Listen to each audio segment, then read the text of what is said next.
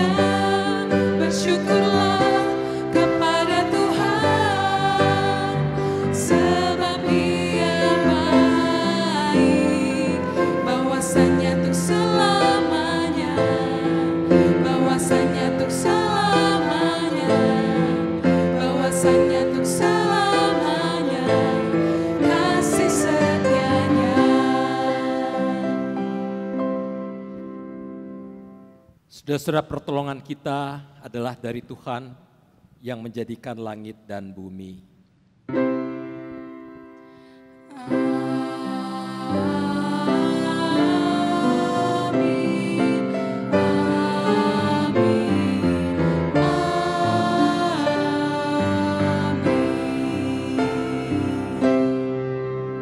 Tuhan besertamu. Dan besertamu juga.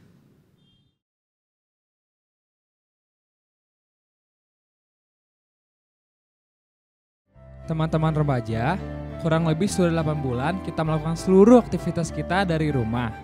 Selama 8 bulan ini, mungkin kita sudah memiliki kebiasaan baru untuk menjalani hidup kita. Coba kita berpikir sejenak, apakah dari kebiasaan baru ini, kita sudah melakukan hal yang baik atau hal yang positif? Banyak dari kita yang mungkin menjadi mager alias malas gerak. Hari ini kita akan merenungkan firman Tuhan yang bertema, I like to move it. Dalam Mazmur 10 ayat 4-5 tertulis, tangan yang lamban membuat miskin, tetapi tangan orang yang rajin menjadi kaya. Siapa yang mengumpulkan pada musim panas, ia berakal budi. Siapa yang tidur pada waktu panen membuat malu. Mari kita bersama-sama menyanyikan PKJ 14.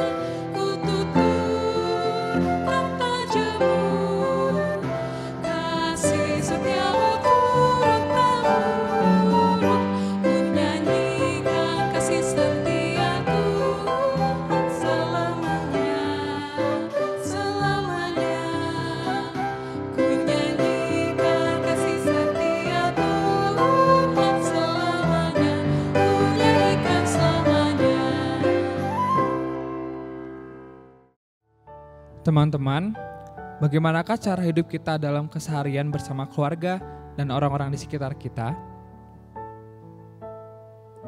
Mungkin saja sikap, perkataan, atau perbuatan kita pernah menyakiti orang lain dan tidak sejalan dengan yang Tuhan inginkan. Mari kita datang kepada Tuhan dengan kesungguhan. Di Mazmur 32 ayat 5 tertulis, "Dosaku kuberitahukan kepadamu dan kesalahanku tidaklah kusembunyikan. Aku berkata, aku akan mengaku kepada Tuhan pelanggaran-pelanggaranku, dan engkau mengampuni kesalahan karena dosaku." Amin. Amin.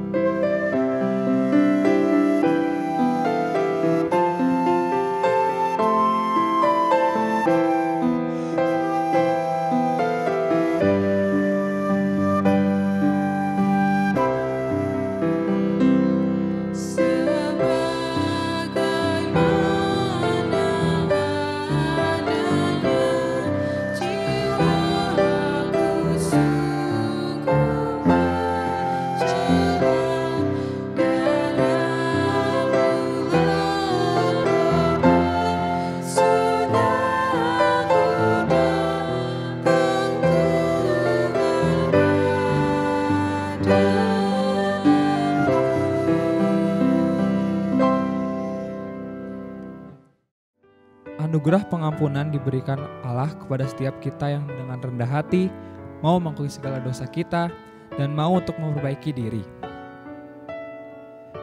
Efesus 1 ayat 7-8 yang berkata, "Sebab di dalam Dia dan oleh darahnya kita beroleh penebusan, yaitu pengampunan dosa menurut kekayaan kasih karunia-Nya yang dilimpahkannya kepada kita dalam segala hikmat dan pengertian." Demikianlah berita anugerah dari Tuhan. Syukur kepada Allah. Kita bersukacita kepada Tuhan karena selalu setia memberikan anugerahnya kepada kita. Mari kita ungkapkan syukur kita dengan menyanyikan lagu Sungguh Indah.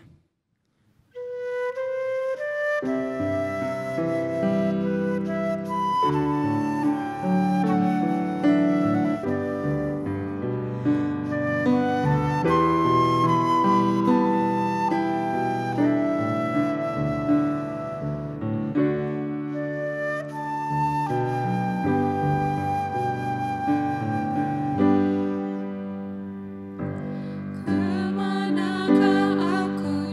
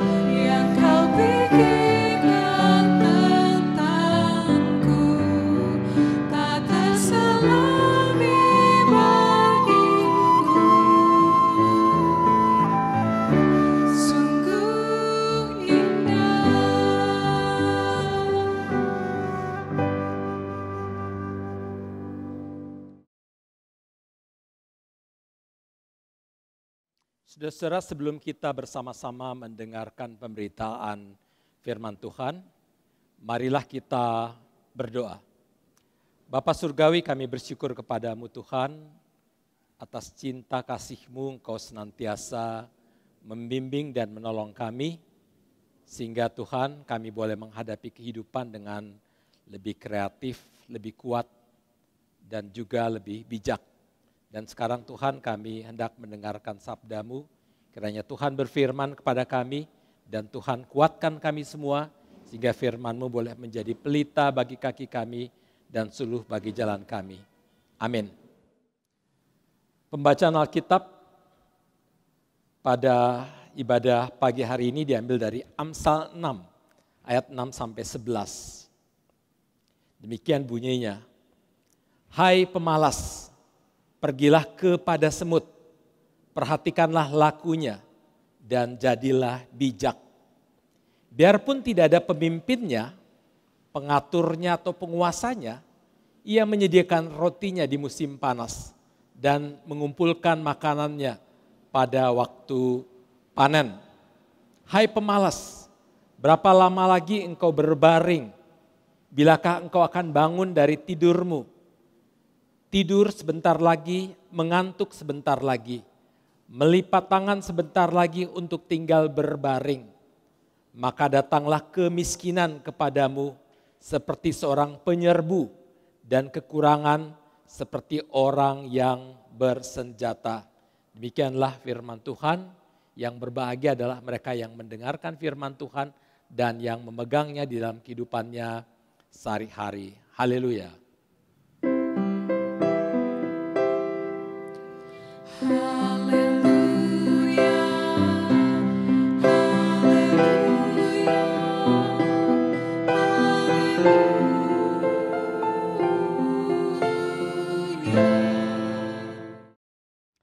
Saudara-saudara yang dikasihi oleh Tuhan Yesus Kristus, tema hari ini adalah I like to move it. Saudara-saudara, sebetulnya tema kali ini berbicara tentang kemalasan. Jadi firman Tuhan mengatakan kalau kita hidup malas, maka nanti celakalah kita setelah itu. Nah saudara-saudara, satu saat saya hendak pergi keluar kota. Saya lagi buru-buru waktu itu. Dan ketika saya hendak keluar kota, saya naik mobil, saya tutup pintu, kemudian saya nyalakan mesinnya. Setelah itu saya mau maju. Tetapi meskipun saya sudah gas, mobil itu sulit sekali majunya. Saya sempat bingung, kemudian saya matikan mobil itu, saya keluar. Saya lihat apa yang terjadi, apakah ada sesuatu di balik atau di bawah ban itu. Dan ternyata benar, saudara-saudara. Pada saat itu ada batu besar 2 biji yang diletakkan di depan ban mobil di kanan dan kiri. Ini yang membuat saya tidak bisa berjalan atau menjalankan mobilnya, atau mobilnya bergerak. Itulah sebabnya saudara-saudara saya singkirkan kedua batu besar itu, lalu kemudian saya mampu dan bisa berjalan menggerakkan mobilnya. Saudara-saudara, berbicara tentang kemalasan adalah berbicara tentang bagaimana menggerakkan batu-batu penghalang seperti di mobil tadi yang membuat kita mampu bergerak kemanapun. Sepanjang di dalam kehidupan ini kita masih ada batu-batu kemalasan yang menghalangi langkah kita ke depan, yang menghalangi majunya kita ke depan. Maka sementara mobil-mobil lain atau orang-orang lain atau teman-teman lain sudah bergerak kemana-mana, mereka sudah menjadi orang yang hebat, mereka sudah menjadi orang yang populer, mereka sudah menjadi orang yang berhasil. Sepanjang kita belum bisa menggerakkan atau tidak mau menggerakkan batu kemalasan kita, maka kita akan stuck di tempat, tidak akan bergerak kemana-mana, dan kita akan menjadi beban bagi orang tua, bagi gereja dan bagi bangsa ini. Saudara-saudara, kemalasan itu bisa menghancurkan kita kalau kita diamkan saja.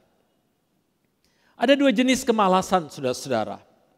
Yang pertama adalah mereka yang memang tidak mau bergerak apa-apa, tidak mau bekerja apa-apa, tidak mau belajar apa-apa, tidak mau lakukan apapun, tidak punya inisiatif, pasif sama sekali. Dan orang-orang seperti ini adalah maunya tidur terus, bangun tidur, sarapan, tidur lagi. Habis itu bangun tidur, mungkin nonton TV, tidur lagi. Enggak bikin apapun dan ini udah jenis penyakit, saudara-saudara. Karena orang yang seperti ini pasti akan mengalami sakit-sakitan karena dia kurang bergerak.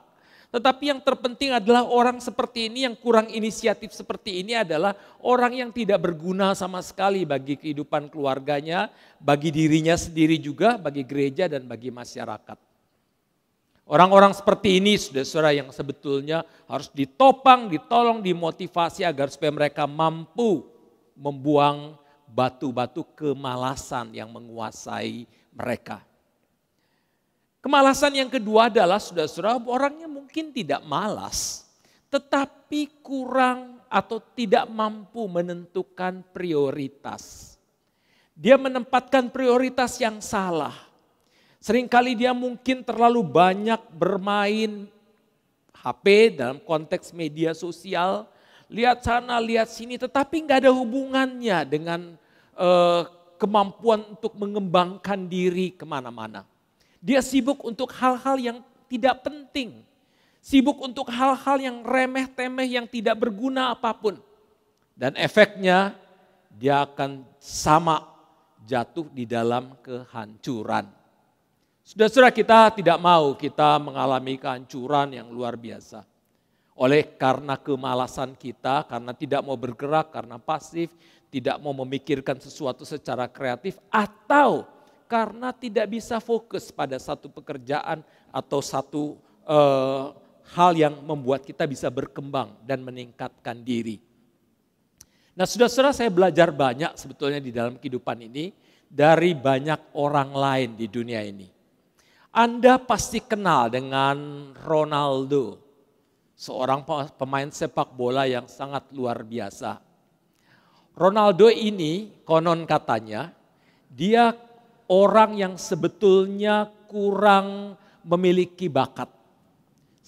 Dia tidak seperti Messi, Lionel Messi yang dari Argentina ini, yang punya bakat yang luar biasa. Asal dia bawa bola itu luar biasa, enak sekali bermainnya. Ronaldo tidak memiliki bakat yang sehebat Messi.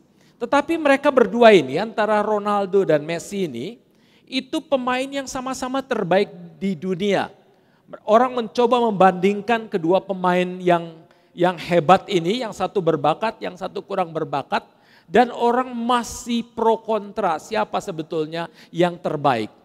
Lalu saudara-saudara pertanyaannya, kenapa Ronaldo yang kurang berbakat seperti Messi tetapi mampu menjadi pemain terbaik di dunia? Kuncinya adalah ini saudara-saudara. Dia adalah seorang pekerja keras. Dia seorang yang berlatih keras. Teman-temannya mengatakan kadang-kadang kalau kita sudah selesai berlatih di lapangan bersama-sama, ketika pulang ke rumah dia masih sibuk berlatih lagi. Itulah sebabnya seorang Ronaldo bisa menjadi seorang pemain sepak bola yang ternama, termasuk pemain sepak bola terbaik di dunia. Saudara-saudara saya juga belajar banyak hal. Kita tahulah penyanyi, misalnya penyanyi terkenal kita, Isyana misalnya, atau penyanyi siapa namanya yang itu, Monica, Agnes Monica. Dia ini saudara-saudara, dia ini seorang yang berlatih sangat keras. Dia berlatih 8 jam satu hari. Saya percaya penyanyi lain mungkin tidak berlatih sebanyak dia. Meskipun mungkin mereka punya bakat yang bahkan mungkin lebih hebat dari dia. Tapi Agnesmo ini berlatih luar biasa, berlatih suara, berlatih tarian, berlatih otot, berlatih apapun fisik dengan segala macam. Rata-rata satu hari mau ada penampilan atau tidak ada penampilan 8 jam.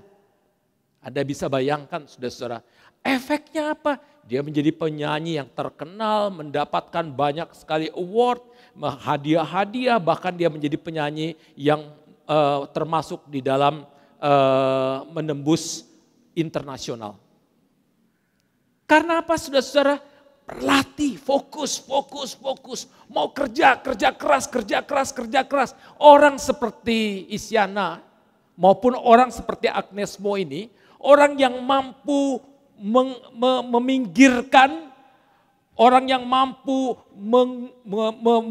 membuat tersingkir batu-batu kemalasan. Ini persoalan kita saudara-saudara. Seringkali kita tidak bisa maju karena kita masih memelihara kemalasan. Kita tidak mau menyingkirkan batu kemalasan itu dari kehidupan kita. Akibatnya kita seperti mobil yang mogok. Kalau HP itu HP yang lowbat. Anda mungkin punya HP tapi tidak bisa digunakan apapun. Kenapa? Karena lowbat. Kemalasan itu membuat kita lowbat. Gak bisa lakukan apa-apa, gak mau lakukan apa-apa, segan melakukan apa-apa. Karena tidak punya energi untuk melakukannya. Dan kita harus menyingkirkan kembali batu kemalasan. Kita mesti mencharger kembali baterai kita. Supaya kita bisa bergerak ke mana-mana. Saudara-saudara, saya juga belajar ketika saya di Amerika Serikat ya. Saya punya kesempatan tinggal sekamar dengan seorang Yahudi. Nah yang menarik saudara-saudara, ketika saya sekamar dengan orang Yahudi ini, biasanya saya sibuk bermain, habis bermain kemudian balik ke kamar, sekitar jam 11-an saya tidur. Tapi teman sekamar saya yang orang Yahudi ini, dia membaca, dia belajar. Saya bilang saya tidur duluan ya, oke. Lalu kemudian saya tidur, dia belajar. Pagi-pagi saudara-saudara saya bangun, biasanya jam 7-an saya bangun. Itu begitu saya buka mata, dia lagi di meja yang sama sedang belajar. Ya pasti dia tidur, tapi dia bangun lebih pagi dari saya dan sedang belajar. Setiap hari itu terus terjadi begitu. Saya tidur duluan, dia lagi belajar, saya bangun belakangan, dia sudah belajar. Terus menerus sampai lama-lama saya berpikir, aduh Tuhan, pantas aja orang Yahudi ini pinter-pinter. Pantas saja orang Yahudi ini hebat-hebat. Pantas saja orang Yahudi ini cerdas-cerdas. Bukan karena mereka hebat, bukan karena mereka cerdas. Tapi karena mereka mau bekerja keras, karena mereka pelajar-pelajar yang hebat, yang sungguh-sungguh fokus. Disitulah saudara-saudara saya bertobat. Saya langsung berpikir, wah kalau saya mau berhasil, saya mesti seperti orang Yahudi ini. Dan efeknya saudara-saudara memang banyak berubah di dalam kehidupan. Saya banyak menggunakan waktu untuk membaca, untuk belajar, untuk mengembangkan diri. Nah saudara-saudara, jadi memang kita bisa belajar dari siapapun. Bahwa kalau kita mau maju, kalau kita mau berkembang, kalau kita mau menjadi berkat bagi siapapun, bagi diri kita sendiri, bagi keluarga, bagi gereja, bagi masyarakat, bagi bangsa, bahkan bagi umat manusia dan dunia ini, dan terutama bagi kemuliaan nama Tuhan, ayo singkirkan batu kemalasan itu. Singkirkan kemalasanmu supaya kita mampu maju. Kita mampu mengembangkan diri, kita mampu bergerak kemanapun, kita bisa menjadi orang-orang yang berguna. Saudara-saudara, tapi sebetulnya orang yang paling menginspirasi saya untuk belajar banyak, dan saya harap juga menginspirasi Anda semua untuk belajar banyak, adalah Yesus Kristus sendiri. Kalau Anda membaca dari Lukas pasal 2, saudara-saudara, ketika Yusuf dan Maria pulang kembali, mereka tiba-tiba bingung kok Yesus tidak ada. Akhirnya mereka kembali ke Yerusalem lalu mereka berjumpa dengan Yesus. Yesus sedang ada di bait Allah. Pada saat itu Yesus berusia 12 tahun. Dia sedang bertanya jawab dengan para pemuka-pemuka agama di bait Allah. Lalu apa yang terjadi di situ saudara-saudara?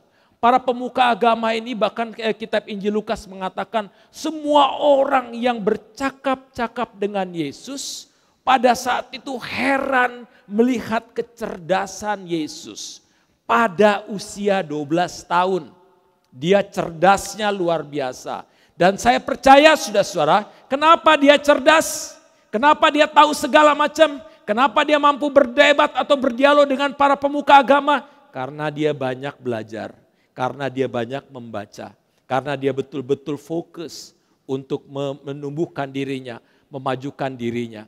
Dan saudara-saudara, setelah saya membaca tentang Yesus, saudara-saudara, dan kemudian saya mempelajari kebudayaan dan kebiasaan orang-orang Yahudi, memang ternyata orang-orang Yahudi sejak anaknya masih kecil, saudara-saudara, sejak anaknya masih kecil itu mereka sudah membudayakan satu budaya belajar, satu budaya untuk maju, satu budaya untuk bertumbuh, satu budaya untuk berkembang, sehingga saudara-saudara, kita tahu bahwa nominasi award ya di dalam banyak hal, terutama di dalam konteks ilmu pengetahuan, di dalam konteks seni atau di dalam segala hal, termasuk penemu-penemu hebat di dalam ilmu pengetahuan itu saudara-saudara rata-rata adalah orang Yahudi. Karena mereka pintar. Kenapa pintar? Karena mereka fokus, karena mereka banyak membaca, karena mereka banyak belajar. Dan itu yang membuat Yesus juga banyak membaca. Yesus menjadi orang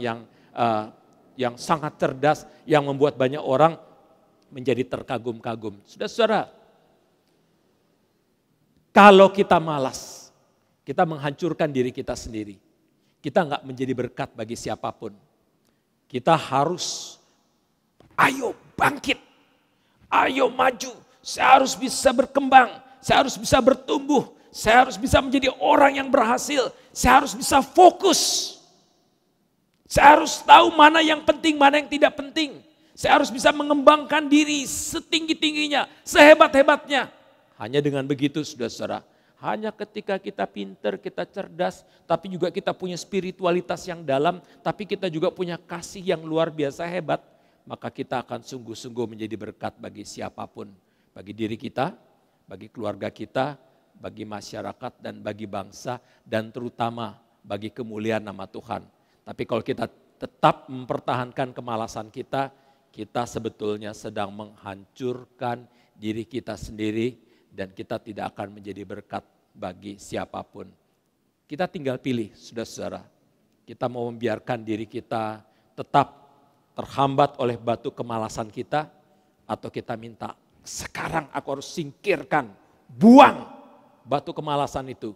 Dan aku harus menjadi orang yang sungguh-sungguh bertumbuh, aku menjadi orang yang sungguh-sungguh menjadi berkat bagi siapapun. Aku harus fokus untuk sungguh-sungguh mampu menjadi orang yang cerdas, pintar, dan berhasil. Hanya itu yang membuat kita mampu memuliakan Tuhan dan menjadi kebanggaan semua orang. Terpujilah nama Tuhan. Amin.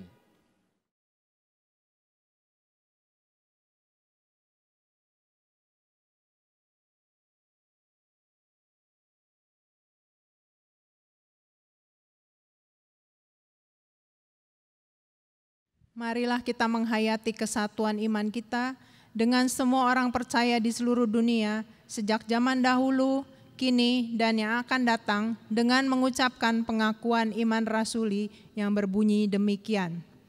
Aku percaya kepada Allah, Bapa yang Maha Kuasa, Khalik langit dan bumi, dan kepada Yesus Kristus, anaknya yang tunggal Tuhan kita, yang dikandung dari Roh Kudus, lahir dari anak darah Maria, yang menderita sengsara di bawah pemerintahan Pontius Pilatus, disalibkan, mati dan dikuburkan, turun ke dalam kerajaan maut, pada hari yang ketiga bangkit pula dari antara orang mati, naik ke surga, duduk di sebelah kanan Allah, Bapa yang Maha Kuasa, dan dari sana ia akan datang untuk menghakimi orang yang hidup dan yang mati. Aku percaya kepada Roh Kudus, gereja yang kudus dan persekutuan orang kudus, pengampunan dosa, kebangkitan orang mati, dan hidup yang kekal. Amin.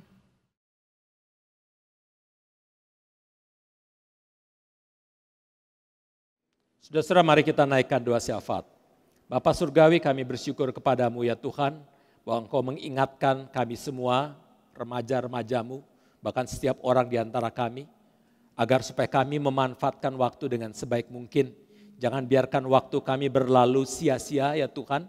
Jangan biarkan kami mengisi waktu-waktu kami dengan hal-hal yang tidak berguna, hanya memupuk kemalasan kami yang akan membuat kami menjadi beban dan justru menghancurkan diri kami sendiri. Tuhan tolong agar supaya kami mampu menggeser kemalasan kami ya Tuhan.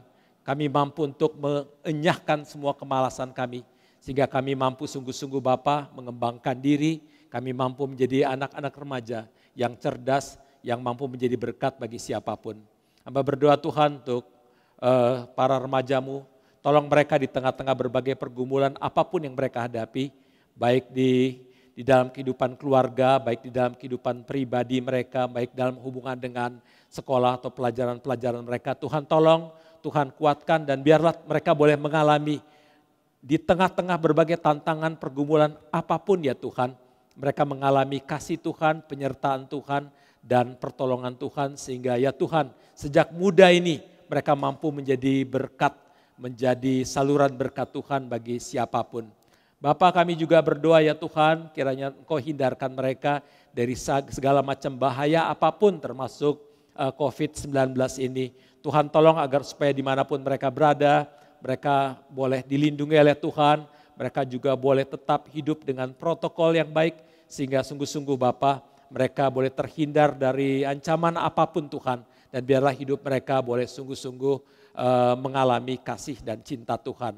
Terima kasih Bapa, hamba juga berdoa untuk komisi remajamu, Engkau memberkati pelayanan-pelayanan mereka, Engkau tolong mereka juga untuk para aktivis mereka yang terlibat di dalam ibadah ini, Engkau berkati mereka satu persatu, Engkau kuatkan mereka ya Tuhan, dan biarlah mereka boleh menemukan dan mendapatkan kegembiraan di dalam melayani. Terima kasih Bapa, demi Kristus Yesus, Tuhan yang hidup juru selamat kami. Amin.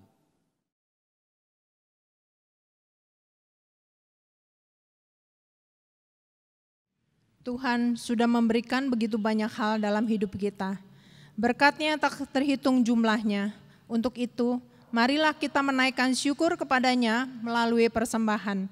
Dalam 2 Korintus 9 ayat 7 tertulis, hendaklah masing-masing memberikan menurut kerelaan hatinya, jangan dengan sedih hati atau karena paksaan. Sebab Allah mengasihi orang yang memberi dengan sukacita.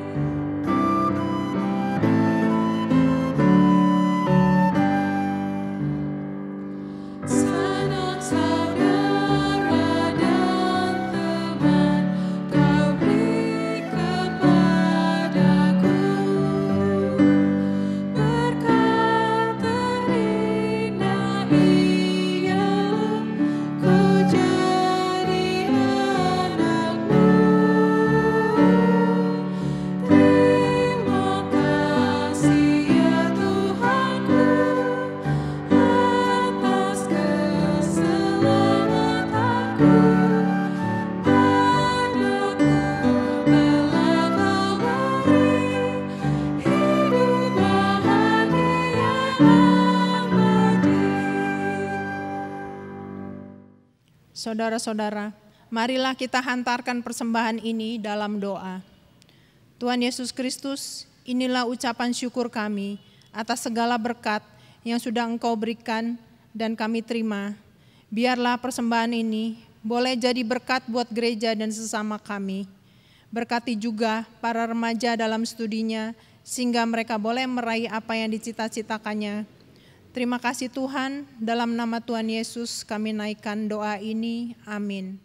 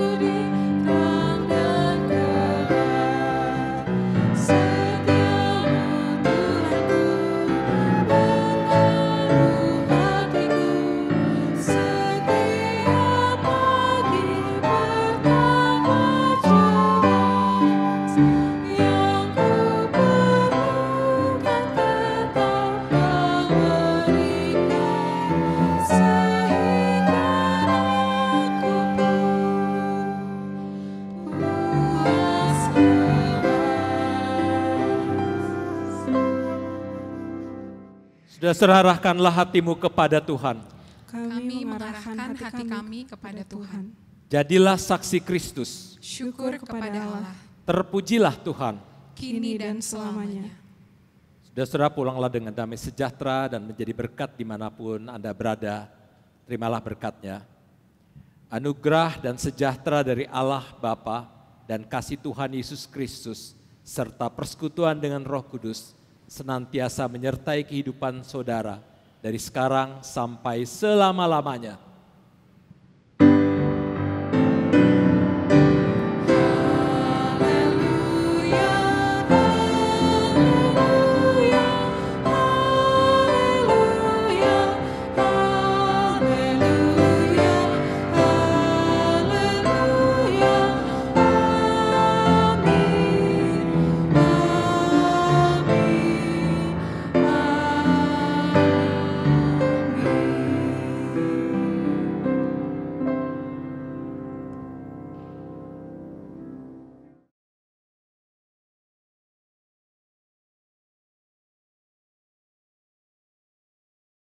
Sungguh besar,